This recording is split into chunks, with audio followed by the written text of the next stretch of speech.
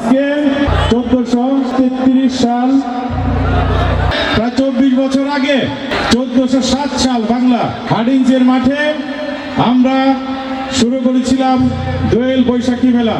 আজকে আমি ধন্যবাদ জানাচ্ছি সবুজ সংঘ ক্লাবের প্রতিটি কর্মকর্তা সদস্যবৃন্দকে। ইনশাল্লাহ ধামরাই তার আগের রূপে ইনশাল্লাহ ফিরে যাবে।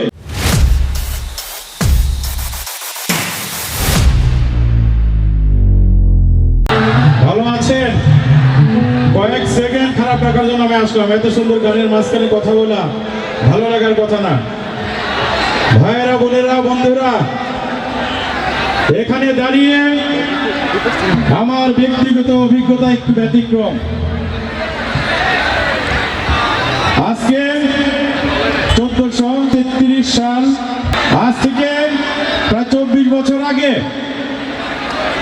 1407 সাল বাংলা হার্ডিঞ্জের মাঠে আমরা শুরু করেছিলাম দোয়েল বৈশাখী মেলা।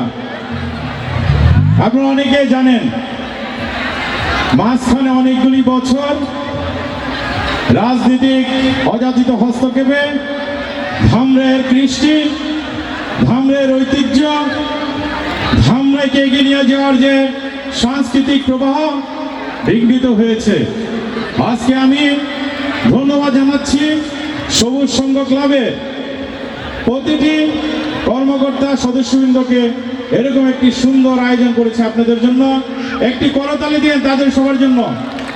আমি আমার দলের পক্ষ থেকে এবং একজন সাংস্কৃতিক কর্মী হিসেবে আপনাদের সাথে এটা বলতে চাই, ইনশাল্লাহ ধামরাই তার আগের রূপে ইনশাল্লাহ ফিরে যাবে। আমরা সাংস্কৃতিক প্রবাহ, ক্রীড়া নিয়ে আবার এগিয়ে যাব, যেগুলো বন্ধ হয়ে গেছে। আমরা সবার জন্য ধামরাই নির্মাণ করতে চাই।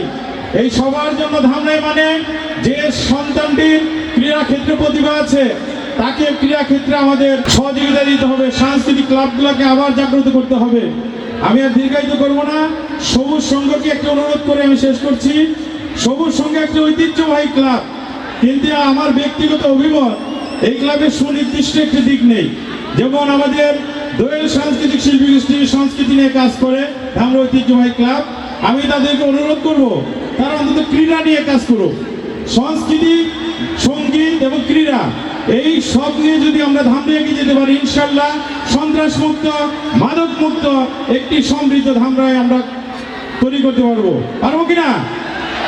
সেই সুন্দর ধামরাইয়ের প্রত্যাশা ব্যক্ত করে আবারও সঙ্গীতে ফিরে যাই। আমি আপনাদের কাছে বিদায় নিচ্ছি। খোদা হাফেজ। বাংলাদেশ জিন্দাবাদ।